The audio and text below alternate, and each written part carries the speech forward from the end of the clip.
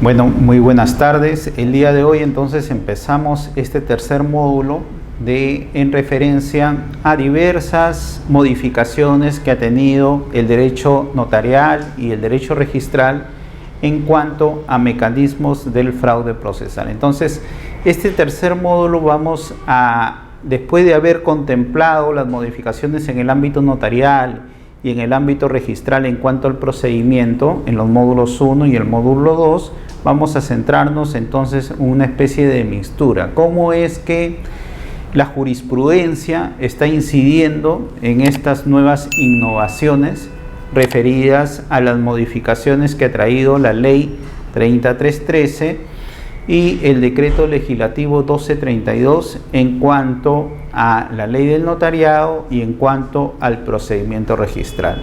Asimismo, haremos una referencia adicional de cómo la Superintendencia Nacional de los Registros Públicos, en su labor de frenar estas mafias que utilizan el fraude registral para apropiarse de derechos que no le corresponden, ¿no? Se busca detectarlos y en todo caso incidir no solo al momento de la inscripción, o sea, después de producir la inscripción, sino incluso vamos a ver cómo en la presentación de los documentos ahora se está incidiendo una especie de verificar y dar herramientas a las instancias registrales cómo apoyarse en estas nuevas modificatorias para lograr lo que es la seguridad jurídica, ¿no? La seguridad jurídica, hay que partir, que es el fin que crea estos registros jurídicos de proteger derechos, de proteger actos que han sido incorporados en la publicidad registral, ¿no? Entonces, registros públicos en base a estos actos o a estos derechos inscritos, lo que hace es los protege y los protege con efectos jurídicos de oponibilidad y con efectos jurídicos de legitimación, ¿no? Entonces, una persona que haya adquirido un derecho de propiedad e inscribió su derecho en registros públicos, ese derecho se opone a otra persona que también alegue tener el mismo derecho, pero que no ha inscrito en registros públicos y no ha publicitado su derecho, ¿no? Eso es el principio de oponibilidad normado en la primera parte del artículo 20-22 del Código Civil. Tenemos por otro lado el principio de legitimación, artículo 20-13 del Código Civil, ¿no? Donde hay una referencia de que lo que está registrado, los asientos registrales, la publicidad que brindan las partidas registrales se consideran exactos y válidos, ¿no? Mientras no se declare judicialmente, arbitralmente su invalidez o se produzca la cancelación administrativa. El artículo 20-14 también refuerza un poco estos principios registrales de esta seguridad jurídica que brinda registros en base a aquel tercero de buena fe que adquirió a título oneroso y llegó a inscribir su derecho en registros públicos, ¿no? Esta persona, valiéndose de la publicidad registral y en tanto no exista ni en las partidas registrales ni en los títulos archivados alguna referencia de nulidad sobre el acto jurídico que le otorgó el derecho a la persona que le va a transmitir a él, entonces él queda protegido por registros públicos, por este registro jurídico y por la seguridad jurídica. Es decir, son efectos, ¿no? Son efectos que produce la inscripción basados en principios registrales. Principios registrales cuando ya se ha producido la inscripción de oponibilidad, 20-22 del Código Civil, ¿no? De legitimación,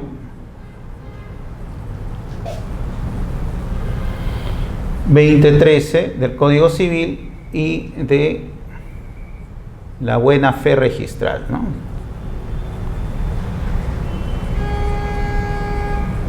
(20-14 del Código Civil). Estos principios que refuerzan la publicidad y la seguridad jurídica que brinda registros, la seguridad jurídica,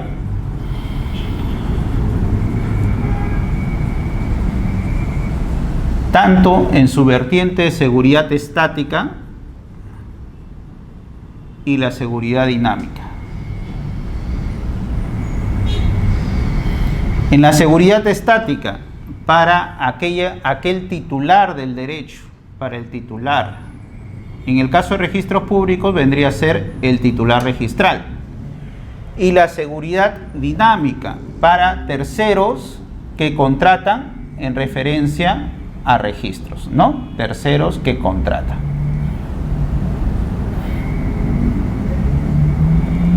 Entonces, ese es el mecanismo y los principios que acogen esta seguridad estática y dinámica.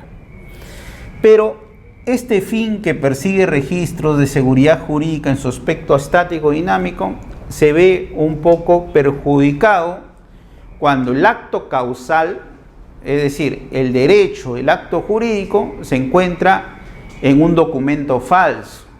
Entonces, acá tenemos, ¿no? ¿Qué pasa cuando hay falsedad documentaria?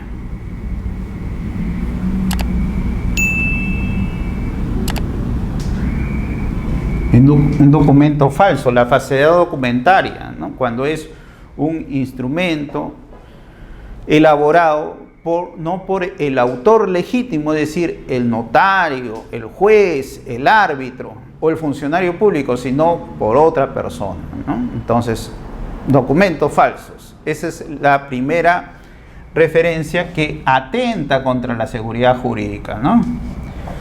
Y también cuando hay suplantación de personas.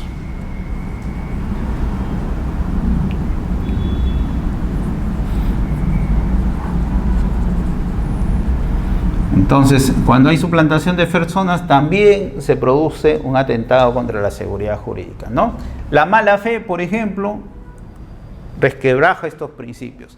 Esa publicidad que da oponibilidad y brinda legitimación, sin embargo, si el acto causal, o sea, el título, es un título nulo o inválido, ¿no? Entonces también se ven perjudicados estos principios. Entonces todo esto se pone en un nivel de emergencia cuando nos encontramos ante estas situaciones de falsedad documentaria o suplantación de personas, ¿no? Incluso también cuando hay falsedad ideológica, pero la falsedad ideológica, sin embargo, habría que probarlo ya en la vía judicial y en todo caso determinar que no ha sido lo expresado por las partes, la verdadera intención o la verdad del acto que se está celebrando. Más que todo, la norma se centra en la falsedad documentaria por los títulos y en la suplantación de personas en cuanto no ha habido una manifestación de voluntad y por lo tanto acarrea la invalidez, la nulidad del título y no puede ser reforzado por estos principios de oponibilidad, legitimación, buena fe y seguridad jurídica en cuanto son actos causales que no deberían producir ningún efecto. Menos aún, registros ampararlos y protegerlos. ¿Por qué? Porque si nosotros estamos amparando y protegiendo referencias de actos nulos, estaríamos legitimando a personas que no se deben.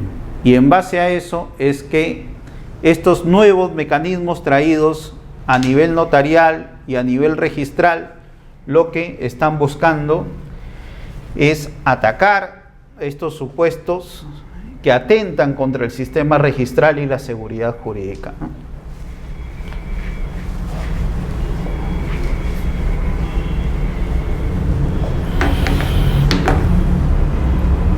Por ejemplo, el decreto legislativo 1232. Ya hemos hecho referencia a las modificaciones que ha traído este decreto legislativo en cuanto, por ejemplo, en la identidad de las personas, ¿no? Este mecanismo de identificación regula la fe pública notarial. La fe pública notarial que tiene que tener referencia en la fe del conocimiento, ¿no? que el notario público posee en sí y la fe de la identidad.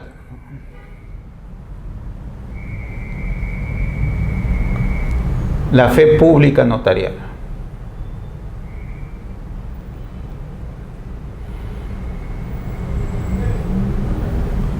Entonces, todo lo que el notario dentro del instrumento haga referencia, que él ha visto, que él ha contemplado, que él ha presenciado, ¿no? Y que él corrobora un hecho, está inmiscuido de este supuesto jurídico de fe pública, ¿no? Esa fe delegada del Estado a estos profesionales independientes que están investidos de una función pública de la fe notarial. Hay que creerlo porque es una fe pública, diferente a una fe privada, ¿no? Donde yo puedo creer o no. En una fe pública hay un deber de que debemos creer en lo que estos profesionales independientes, ¿no?, que han pasado rigurosos exámenes para ser investidos de esa fe, de esa función pública, puedan desempeñar sin referencias de dudas lo que ellos afirman que ha sucedido. Sin embargo, esta fe de identidad y esta fe de conocimiento muchas veces se ve menoscabada cuando hay suplantación de personas, ¿no?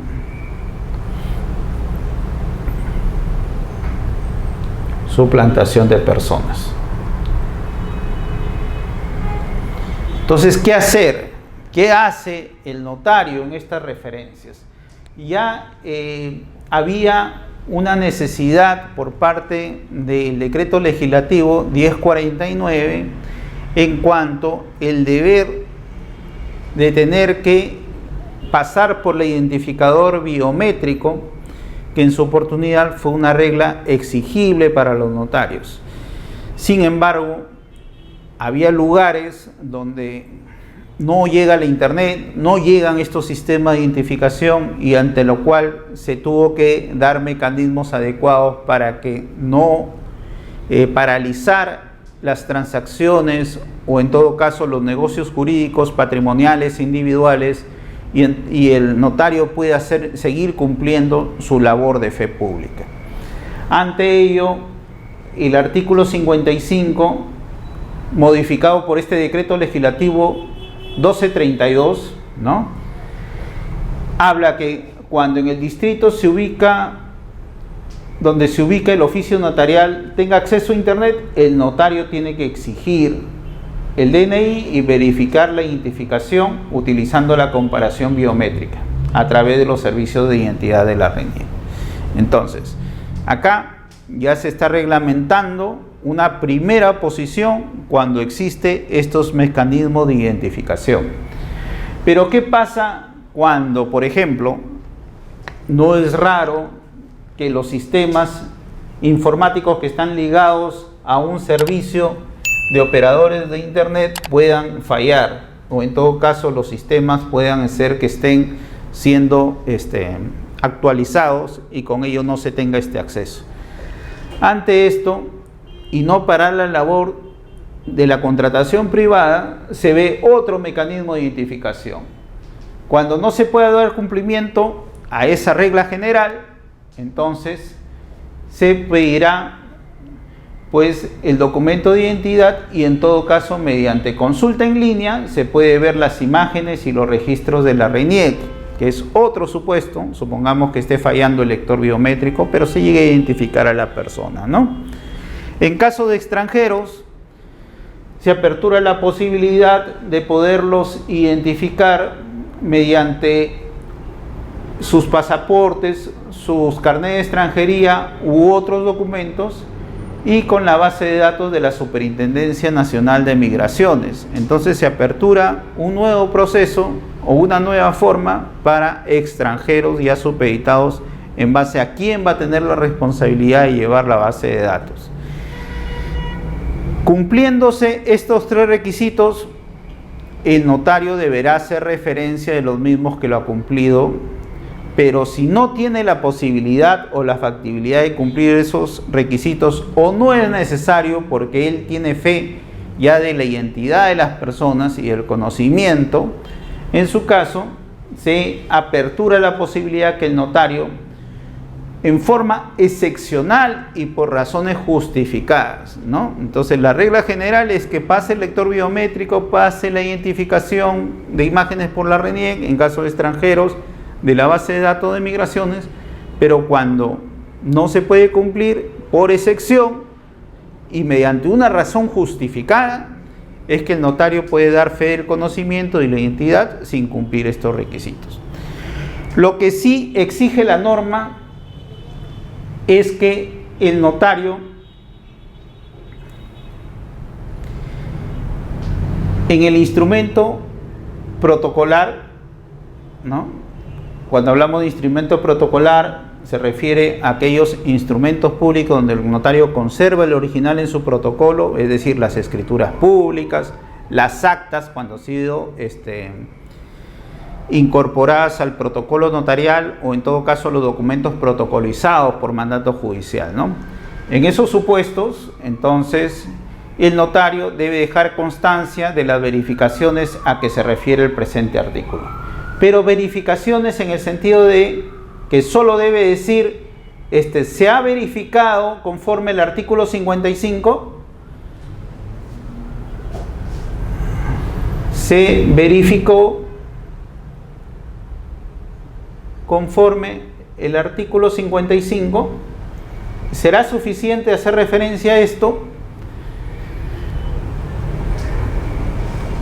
Originalmente se presentó esos problemas cuando entra en vigencia el decreto legislativo 1232, ¿no? Muchos notarios, ante la referencia de que no se exigía conforme el artículo 32 que el registrador vea si ha pasado o no por el identificador biométrico, este artículo 32, que en el año 2013, mediante la resolución 514, hizo referencia como un límite en cuanto a la calificación por parte del registrador público de hacer referencia al notario si cumplió o no cumplió la verificación biométrica. Sin embargo, en la actualidad, ya con este decreto legislativo 1232 ya queda modificado, ¿no? Modifica la última parte del artículo 32 del Reglamento General de los Registros Públicos, ¿no? Entonces, bajo esa referencia, no es suficiente que el notario diga nomás se ha cumplido con la verificación del artículo 55, sino en sí tiene que hacer referencia en sí de cuál ha sido el sistema por el cual él ha hecho la identificación de las personas. Entonces tiene que ser específico, tiene que decir se realizó la identificación, supongamos, biométrico, por lector biométrico, o en todo caso por comparación de la RENIEC, o en todo caso el Ministerio de Relaciones Exteriores en Migraciones, o en todo caso la excepción. Entonces ahora ya es exigible que el notario haga referencia de cuál ha sido el mecanismo de verificación de la identidad.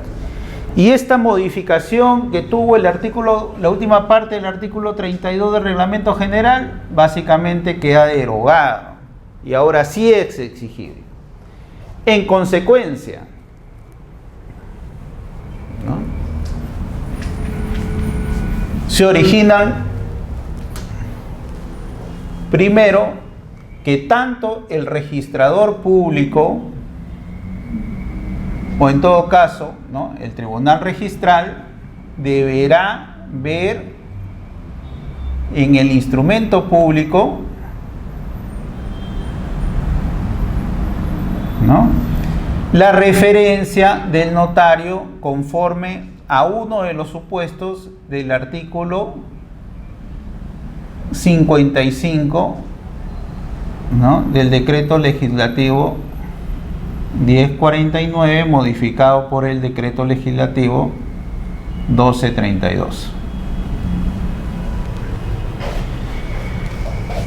Segundo, queda derogado la última parte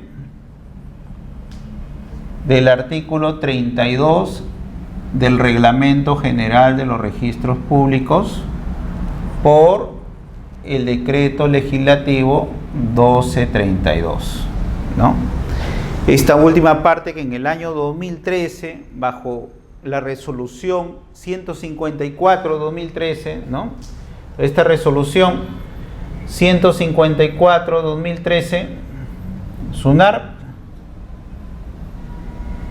donde limitaba las calificaciones del registrador público en cuanto el notario, si pasó o no pasó esta identificación biométrica. En la actualidad ya encontramos que tiene una derogación implícita. Y con ello, ya ahora sí es responsabilidad del notario el consignarlo, ¿no? Tercero, que vendría a ser que el notario debe ahora en forma obligatoria, ¿no?, debe hacer referencia tanto en la escritura pública, ¿no?, como un requisito adicional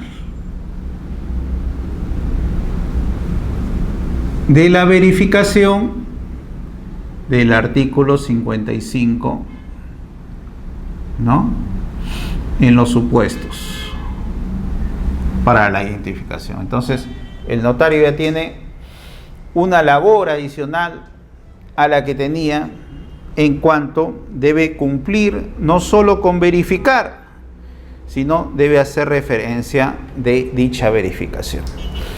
Actualmente tenemos, por ejemplo, a efectos de orientarnos en estas nuevas funciones y la derogación implícita tomada por criterio del Tribunal Registral, que todavía no son precedentes de observancia obligatoria ni acuerdos plenarios.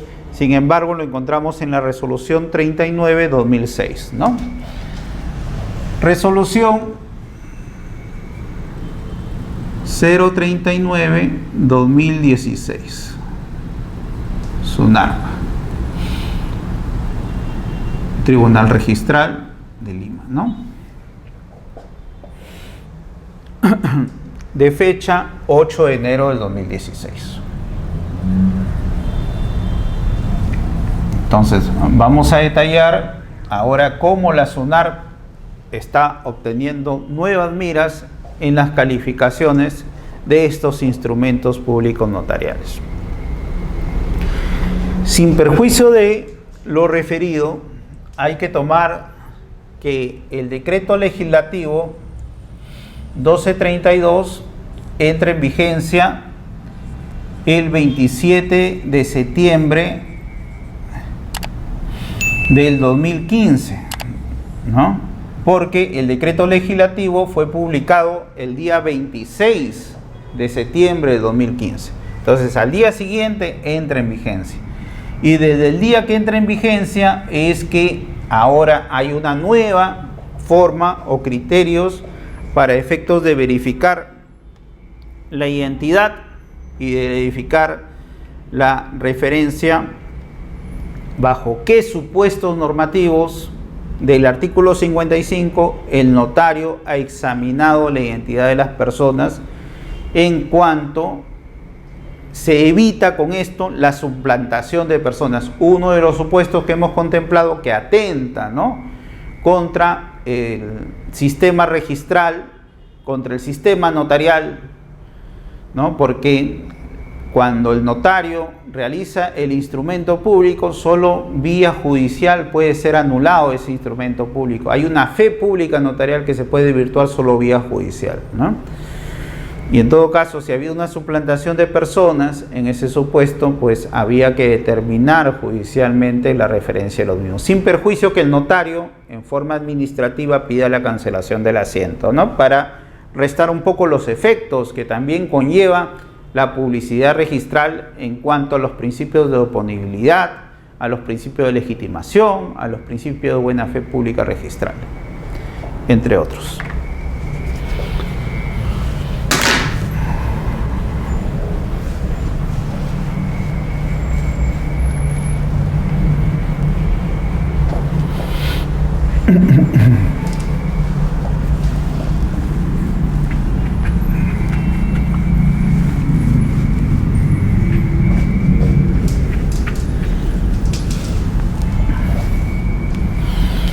Hay que tener presente que esta dación del decreto legislativo, como les dije, 1232, ¿no?, es vigente desde el día siguiente de su publicación, ¿no?, 27 de septiembre de 2015. Esto por la teoría de los hechos cumplidos. Entonces, todos los títulos que ingresan desde el 27 de julio de 2015, todos los títulos nuevos, tienen que acogerse a las disposiciones referidas en este decreto legislativo 1232. ¿Por qué? Por la teoría de los hechos cumplidos y aplicación inmediata de la norma, así se llama. Aplicación inmediata de la norma.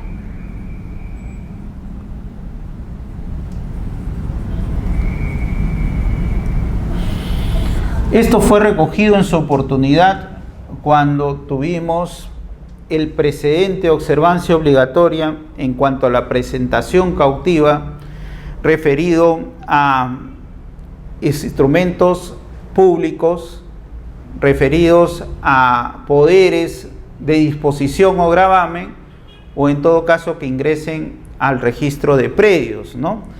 Bajo la séptima disposición transitoria y final, en el año 2009, entonces muchos dijeron, bueno, mi instrumento público, o en todo caso el traslado notarial había sido de fecha anterior y no se debería aplicar retroactivamente la norma.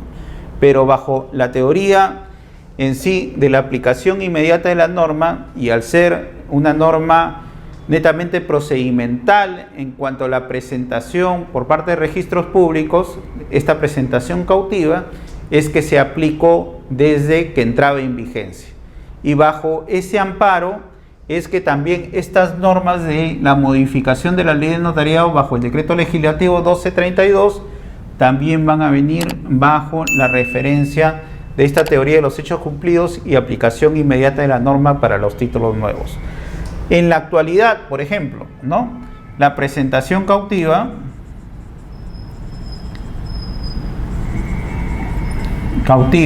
¿no?, se da en todos los registros, ya no solo en el registro de propiedad inmueble y en el registro de mandatos y poderes, sino a nivel de todos los registros en cuanto sean instrumentos públicos por excelencia, ¿no? Entonces avanzamos un poco con nuestras diapositivas.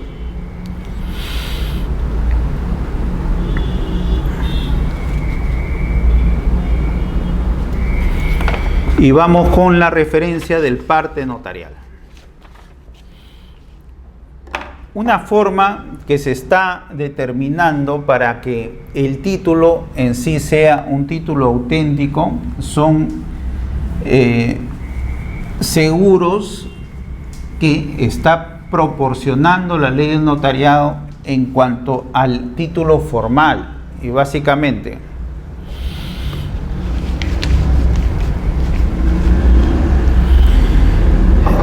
hace la referencia de que debe constar en papel notarial de seguridad, y en todo caso esta obligación ahora de los notarios a nivel nacional de realizar los partes notariales en este papel de seguridad está normado también en la 14ª disposición final modificado por el decreto legislativo 1232, ¿no?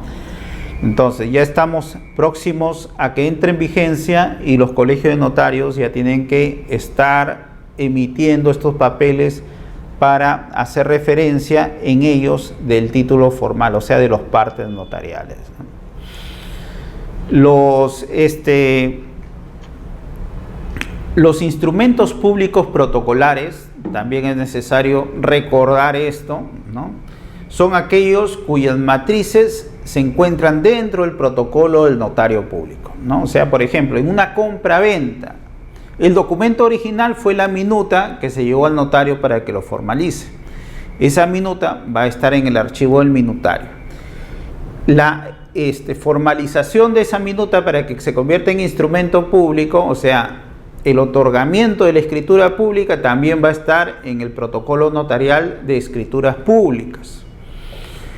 Pero para hacer llegar esa documentación a registros públicos se emiten lo que son traslados notariales. Y dentro de los traslados tenemos diferentes clases. Por ejemplo, los traslados pueden ser partes notariales, pueden ser testimonios notariales, pueden ser boletas notariales, ¿no? ¿Y qué diferencia hay entre uno y otro? Una boleta vendría a ser un resumen, o en todo caso, la referencia de parte del instrumento público notarial. Un testimonio tiene el íntegro del contenido del instrumento notarial, incluso el cárdex, donde debe estar archivado la referencia de este instrumento protocolar, pero este no es dirigido a una institución, sino se entrega a las mismas partes cuando culmina el proceso de intervención notarial, para que ellos en cualquier momento puedan solicitar publicidad de ese instrumento protocolizado. Pero cuando uno quiere llevar el documento o el que contiene el acto de derecho que está protocolizado, o sea que el notario lo elevó a escritura pública, lo que tendría que pedir son partes notariales, ¿no? En la actualidad ya vamos a ver, ¿no?, cómo se ha determinado con estas modificaciones de la ley 30313, por ejemplo, y las modificaciones que ha tenido la ley del notariado en cuanto a la referencia de partes remitidos ya no en forma de soporte papel, sino de presentaciones electrónicas, es decir, con las firmas electrónicas puestas en estos documentos digitales y trasladados a registros públicos. Desde la oficina del notario a registros públicos, y en todo caso esto en miras también de la autenticación de esos documentos, ¿no?, que ya no están en soporte papel, pero ahora están en soporte digital, pero en sí contienen el instrumento público que el notario da fe y formaliza del mismo. Entonces, sin embargo, cuando no son estos mecanismos dados en forma electrónica, sino van a ser en soporte de papel, ahora las referencias que se está dando que se tendrá que realizar en un papel de seguridad con características especiales que van a brindar los colegios de notarios para que pueda haber uniformidad en la presentación de los instrumentos públicos y en todo caso seguridad jurídica en cuanto es un documento auténtico y no es un documento falsificado. Dentro de las referencias también que se ha brindado para la seguridad jurídica bajo el amparo del decreto legislativo 1232 está la referencia de las aperturas de libros de actas, ¿no? Antiguamente lo que pasaba era que cuando había cambio de directivas, misteriosamente se perdía el libro de actas donde constaban los acuerdos de la directiva saliente.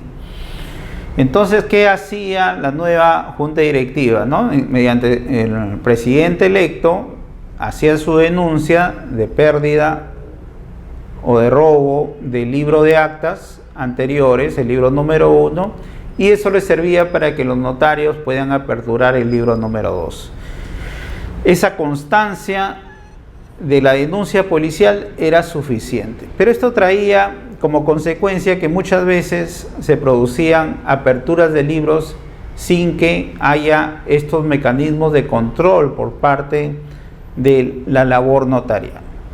En la actualidad, a efectos de brindar seguridad jurídica en estos libros de actas, es que se está pidiendo que en sí sea el órgano colegiado administrativo, o en todo caso la Junta o Asamblea General, quienes en su caso aprueben la apertura del nuevo libro ante la pérdida del libro anterior, ¿no?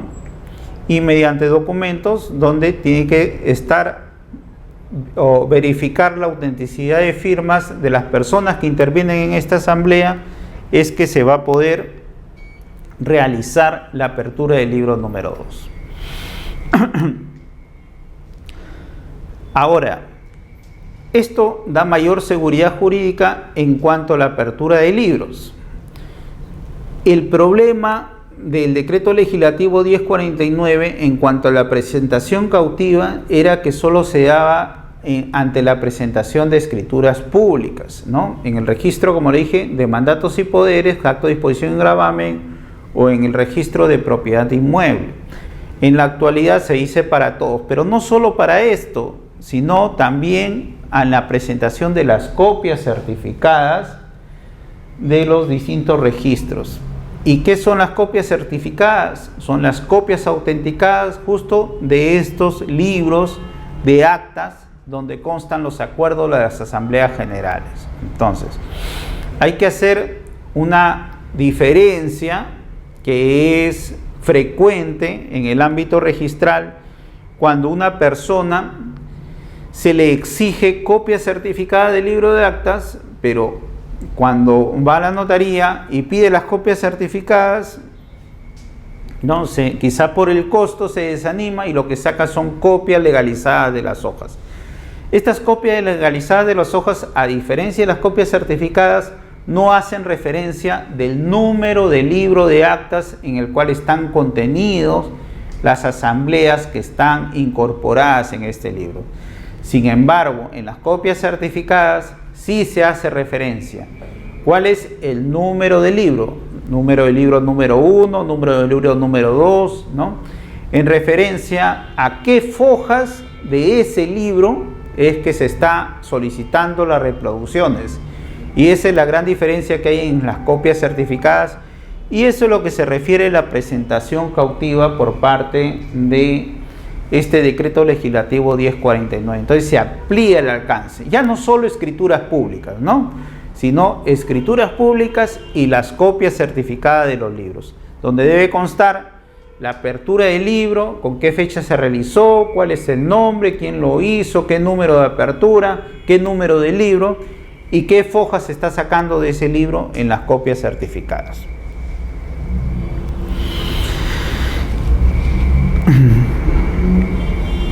Las copias certificadas, ¿no?, conforme este decreto legislativo 1232, ahora se van a exigir o son exigibles desde la entrada en vigencia del decreto legislativo 1232. Decreto legislativo 1232. ¿Desde cuándo se exige la presentación cautiva en copias certificadas? Desde, vuelvo a repetir, 27 de septiembre del año 2015, ¿no? Desde la entrada de vigencia.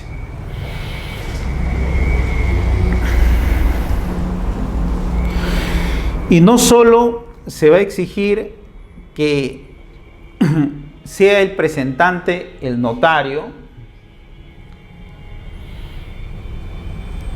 bajo la presentación cautiva, el dependiente de notaría,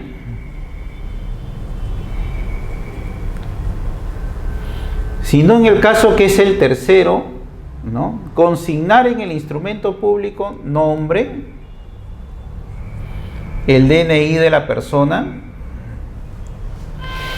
y además hacer referencia de este nombre y DNI en el módulo notario, módulo del notariado.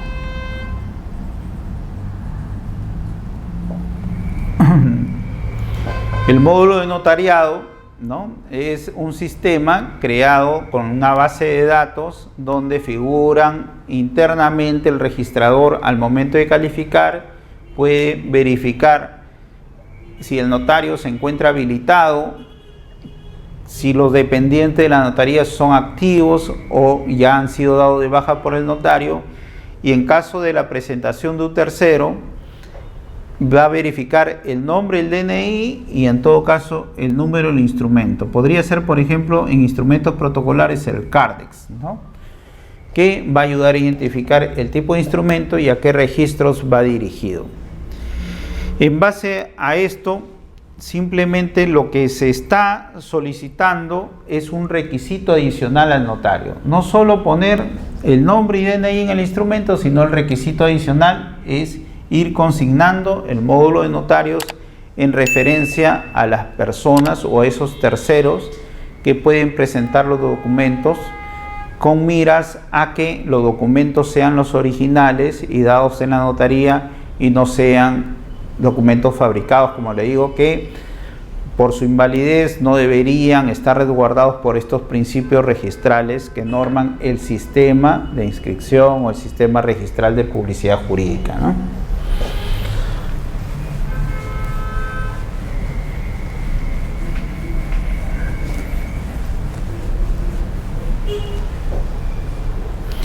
En referencias a esta presentación cautiva, actualmente tenemos, por ejemplo, la resolución 432 del año 2016, del 1 de marzo del 2016. No, 423, disculpe. 423 del 1 de marzo del 2016. Que norma la presentación cautiva y desde cuándo es exigible esta presentación en cuanto a copias certificadas.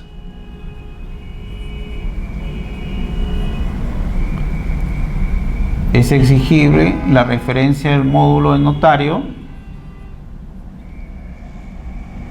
desde el día 27 de septiembre de 2015.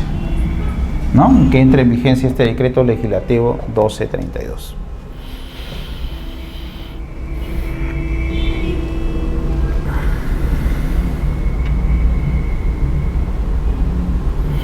El sistema del notariado es este sistema nuevo creado por este decreto legislativo 1232.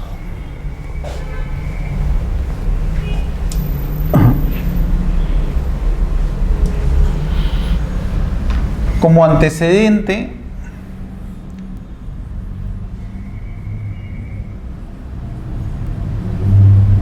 al módulo de notariado tenemos una resolución que es la 115/2005 SUNAR, por la cual se crea este sistema a nivel interno y se emite la directiva 005/2015. SUNAR del 21 de mayo del 2015, ¿no? 21 de abril del 2015. 21 de abril del 2015. Esta directiva usaba el sistema denominado procesamiento de datos informáticos, el PSI, ¿no?, donde los registradores en sí tenían la factibilidad de ver que los notarios bajo esta base de datos hayan consignado a sus dependientes. En caso habría alguna referencia de disconformidad, teníamos la libertad de recurrir mediante comunicación indubitable a los notarios, verificando la autenticidad de los mismos, ¿no? La base de datos estaba a cargo de la SUNAR, ¿no? Entonces la SUNAR, por intermedio de la gerencia de mesa de partes, diario y mesa de partes, iba actualizando las comunicaciones que hacían los notarios en referencia a sus dependientes o presentantes. Pero como era una resolución interna de la SUNAR, no estaba obligado el notario a consignarlo, y por lo tanto, si no había una obligación, algunos notarios eran reacios en querer incidir esta información en cuanto registros tenga dentro de su base de datos sus sellos, sus firmas, sus representantes, sus dependientes, ¿no? Y entre ellos poder hacer la verificación. Entonces el registrador, con una base de referencia pericial, más que todo, tenía que ver si había correspondencia. Sin embargo, esto ya ha variado, ¿no? El decreto legislativo 1232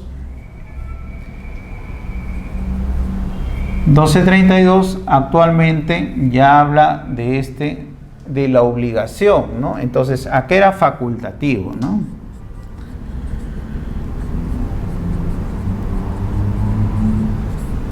Acá ya es obligatorio.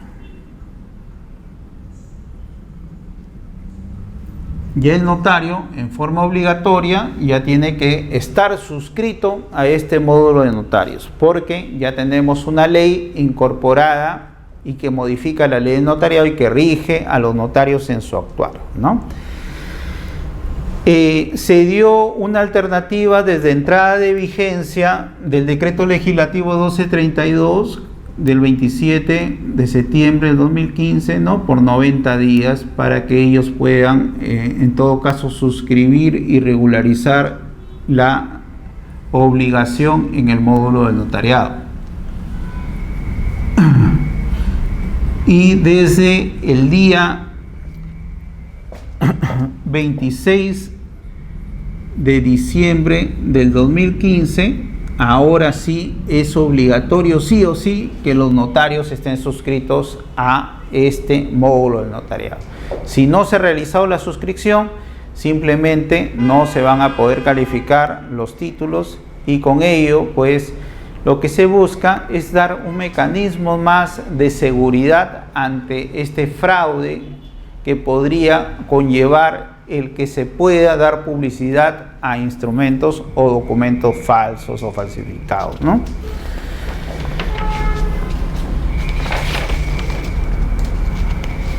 Entonces, en la 11ª disposición transitoria ya tenemos el módulo de notarios, ¿no? Aprobado por la Superintendencia Nacional de Registros Públicos, ahora es obligatorio. Y el notario se deberá incorporar, modificar o eliminar en este sistema a efectos de que contrarrestar lo que son los documentos falsificados, ¿no? Y en su caso serán rechazados por el diario los documentos que los notarios cuando los notarios no se hayan incorporado a este sistema del notariado. Bueno, y como sabemos, hay una simbiosis, es una característica de nuestro sistema notarial el ser actos que entre privados quieren ser formalizados para la seguridad jurídica, y un valor agregado a esa seguridad jurídica es en todo caso la publicidad que brinda registros públicos. Es un agregado a la seguridad jurídica en cuanto priman estos principios de oponibilidad, de legitimación, de buena fe, ¿no? También sí es obligatorio cuando por norma expresa se dispone como requisito de validez la inscripción. En el caso, por ejemplo, de las hipotecas, donde sí es necesaria la inscripción para que éstas tengan validez, ¿no? Sin embargo, en las compras-ventas es opcional, porque el registro en este caso simplemente se convierte en un registro de publicidad jurídica, pero no necesariamente como un registro constitutivo, sino como un registro declarativo de un derecho que ya se tiene.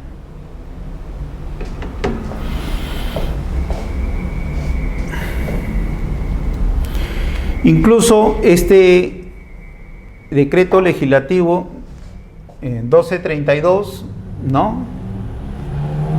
Viendo la posibilidad que los notarios, quizá de provincia, donde no tengan acceso a estos sistemas informáticos, hace referencia de una obligación por parte de la institución de la SUNAT el tener que apoyarlos en cuanto a la inscripción de sus dependientes en este módulo de notarios.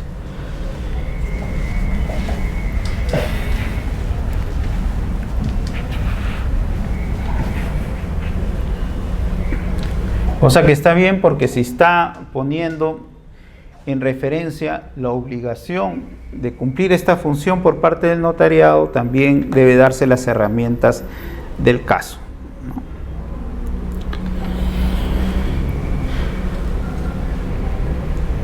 Y este es el formato digital que les he hecho referencia en cuanto a la presentación cautiva.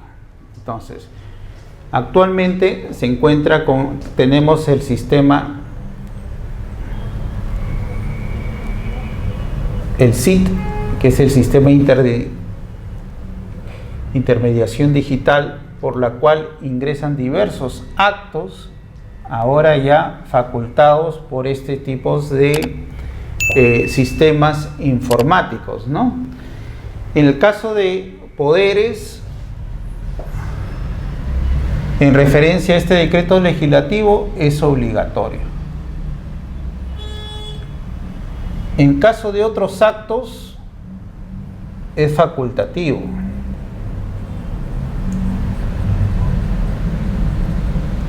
Tenemos, por ejemplo, los bloqueos registrales. Tenemos, por ejemplo, las compras-ventas de vehículos usados. Tenemos las constituciones de empresas.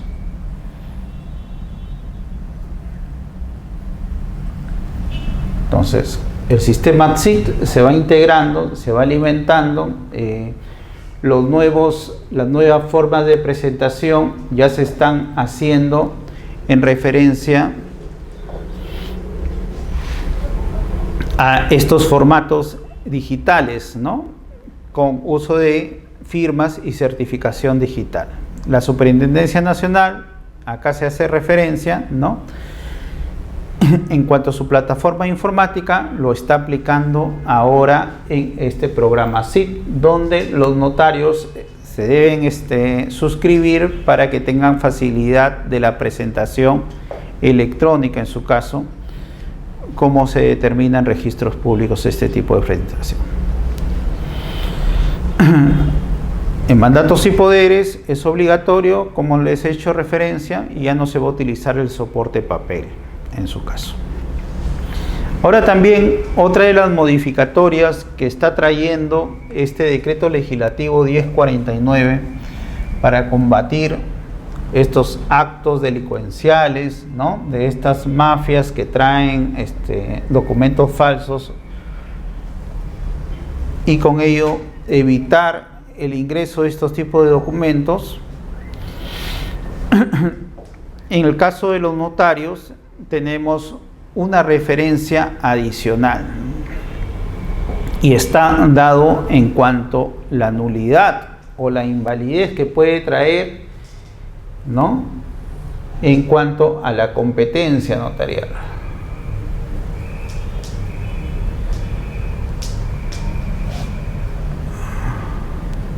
Como sabemos, la competencia notarial, normada en el artículo 4 de la ley del decreto legislativo 1049, habla de la provincia, es provincial y dentro del distrito notarial, ¿no?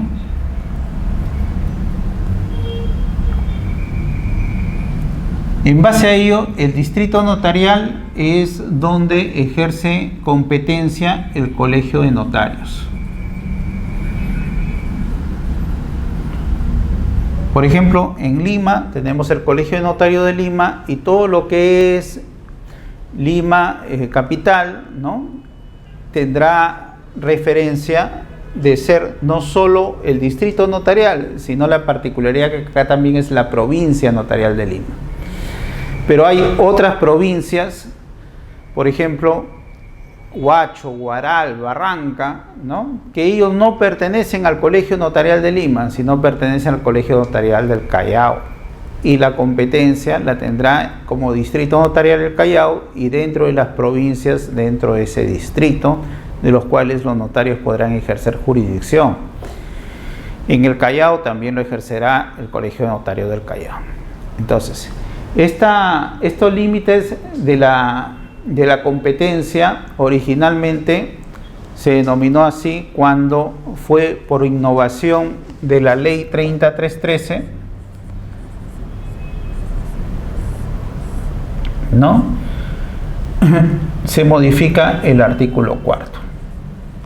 Sin embargo, el decreto legislativo 1232, ahora tenemos estos límites o excepciones dados en el artículo 123A de la norma, creándose referencias en cuanto a la competencia en actos de disposición y gravamen de personas naturales.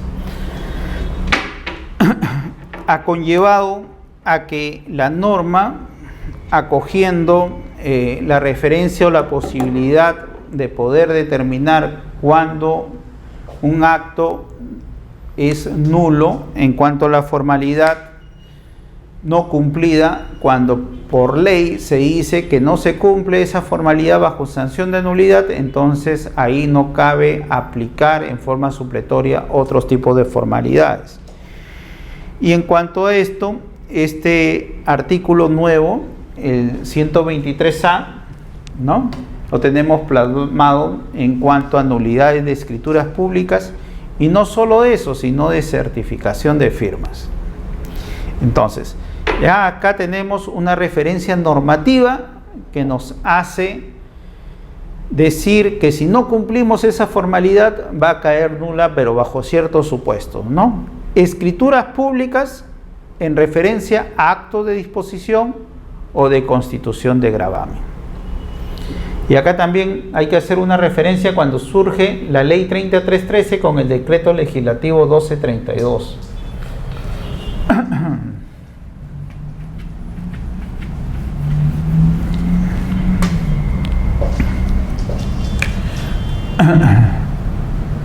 La ley 30313 y el decreto legislativo 1232.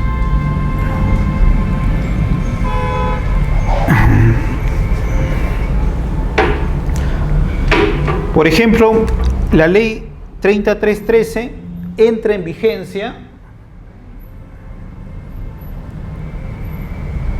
el 27 de marzo del 2015 y el decreto legislativo 1232 entra en vigencia desde el 27 de septiembre del año 2015, ¿no? Hay que tener referencia en cuanto la teoría de los hechos cumplidos y la aplicación inmediata de la norma, cuál es la actuación notarial en esas referencias. Entonces, bajo esta óptica, el decreto, la ley 30313 hablaba de actuaciones notariales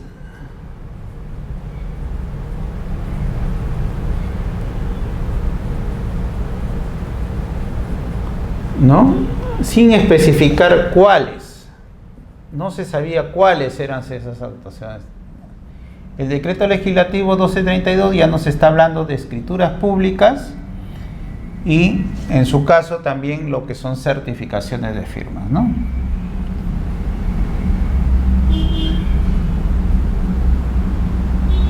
Entonces, esta referencia, ¿cuáles eran las actuaciones notariales? Ya el decreto legislativo 1232 ya lo está modificando adecuadamente, ¿no? En su caso, cuando hablaba de actuaciones notariales, se refería a actos de disposición y gravamen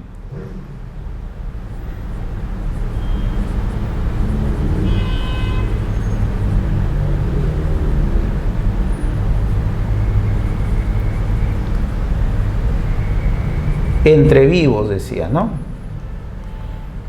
Entonces era aplicable tanto para personas jurídicas, personas naturales, ¿no? Sin embargo, ahora simplemente el límite está solo para personas naturales, ¿no? Las personas jurídicas en la actualidad sí podrían seguir contratando en su caso. En cuanto a estos actos de disposición y gravamen, acá no se hacía referencia si eran solo para predios u otros.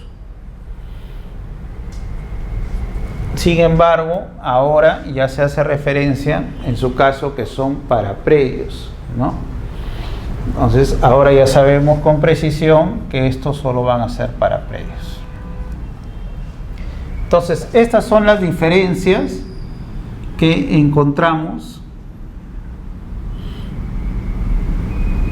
entre ambos cuerpos normativos, ¿no? Diferencias que son evidentes darlos. Hay que partir que también ahora hay límites y también hay excepciones donde no se aplica esta referencia en todo caso, la competencia notarial, ¿no? Entonces se incrementa un poco más el punto de vista de eso. Bajo este ámbito tenemos, por ejemplo, el pronunciamiento de la resolución 395 del año 2016.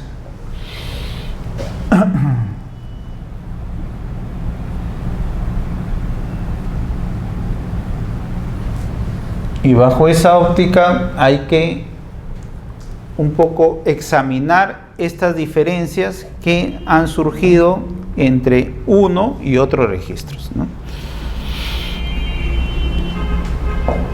Y este decreto legislativo, por ejemplo, 1232, hablaba que, por ejemplo, si había como intervinientes o como partes, unos eran personas naturales y otros eran personas jurídicas, ¿no? Entonces, en este caso, rige esta referencia de nulidad porque de todas maneras hay la intervención de una persona natural, entonces rige una nulidad si no se cumple que el notario sea de la provincia respectiva, ¿no?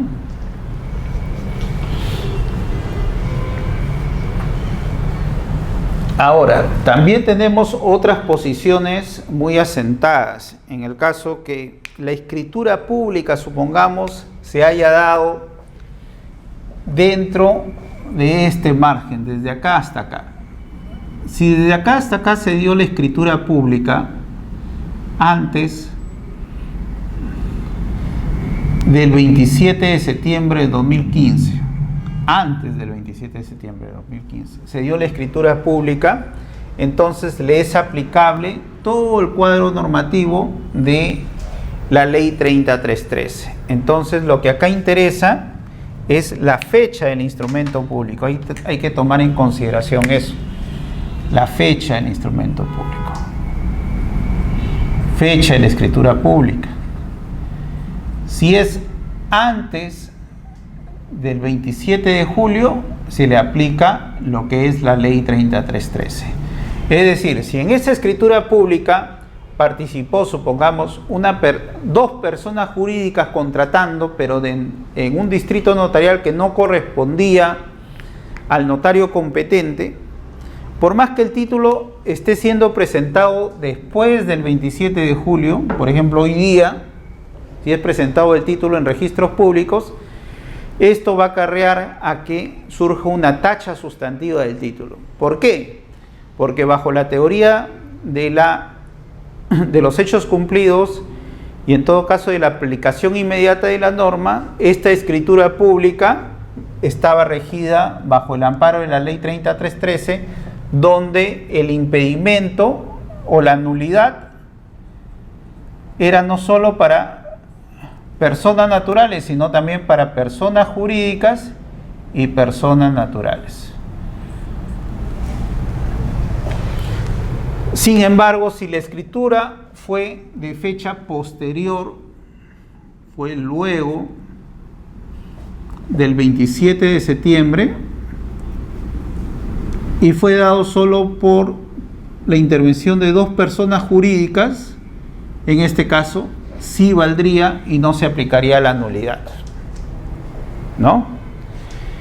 Pero si es dado por una persona jurídica y una persona natural, en este caso no valdría, Tampoco, porque el hecho de que haya intervenido ya una persona natural, lo que se busca es que no haya la suplantación de personas, y por ello trae como referencia que se acarrearía lo que es la nulidad de ese instrumento público, conforme el artículo 123 del decreto legislativo 1239.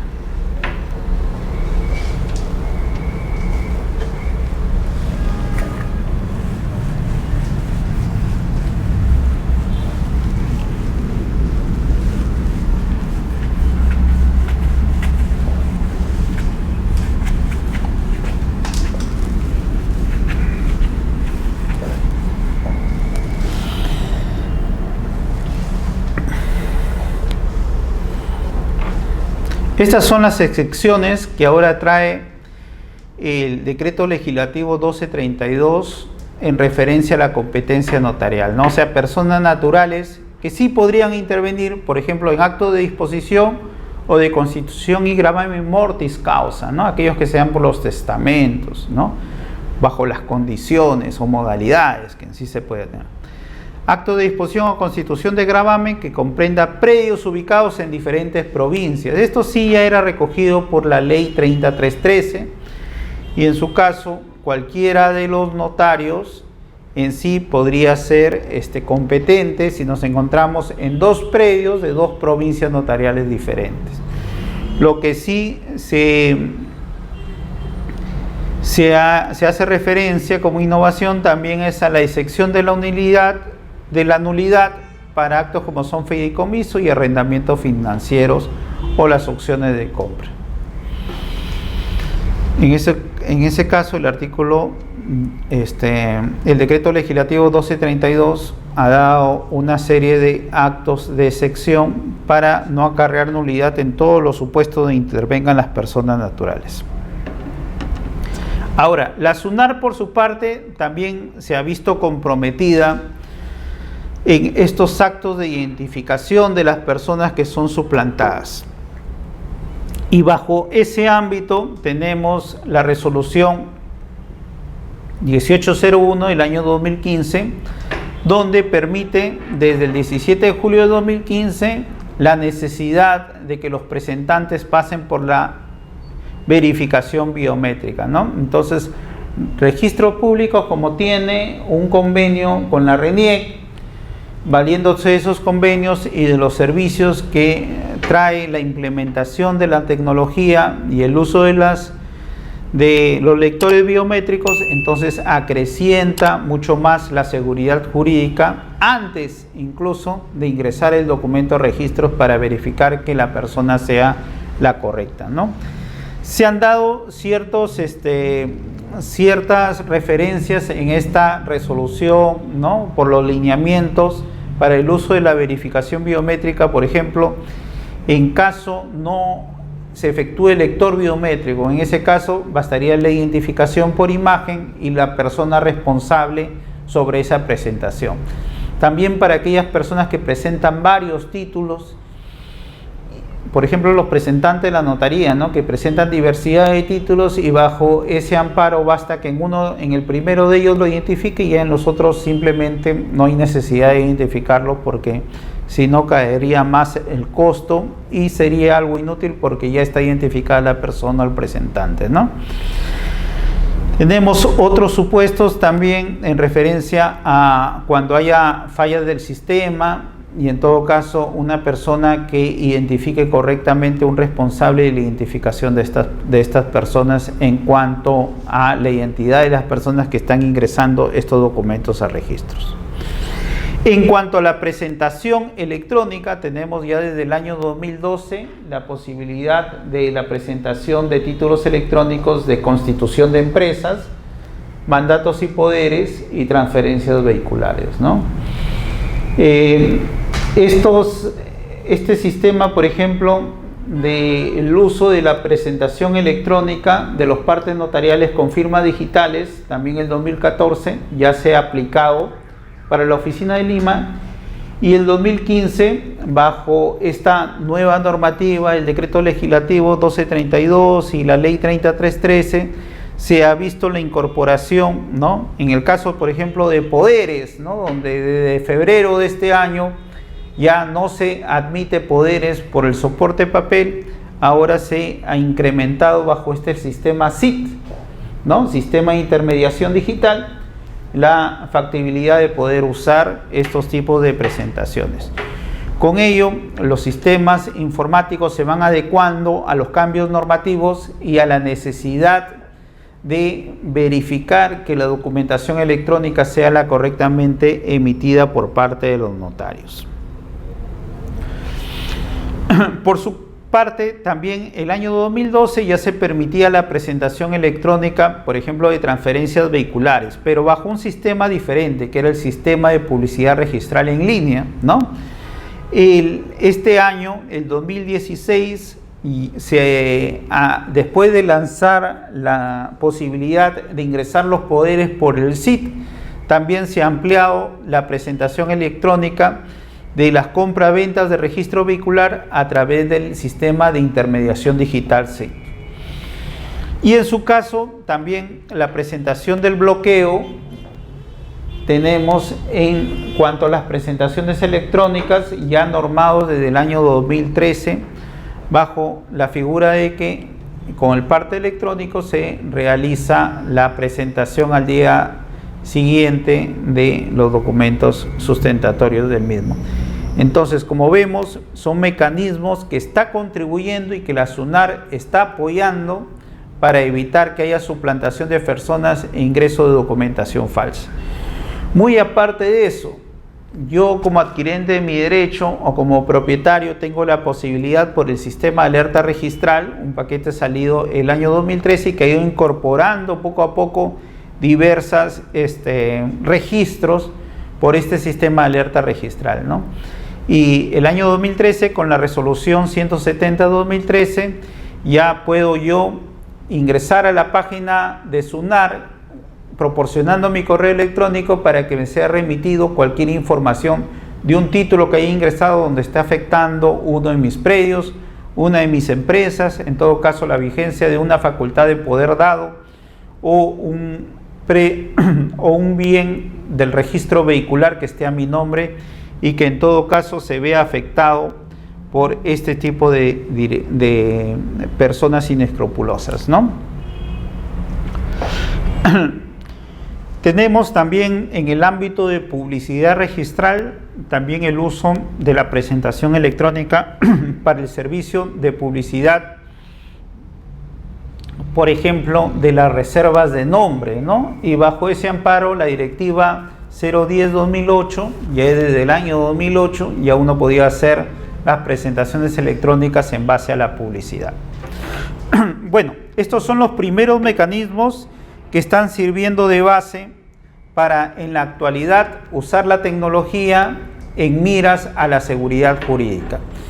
La clase de hoy nos hemos basado cómo la jurisprudencia, cómo los sistemas registrales, cómo las directivas internas están en coordinación con estos cambios normativos en base al decreto legislativo 1232.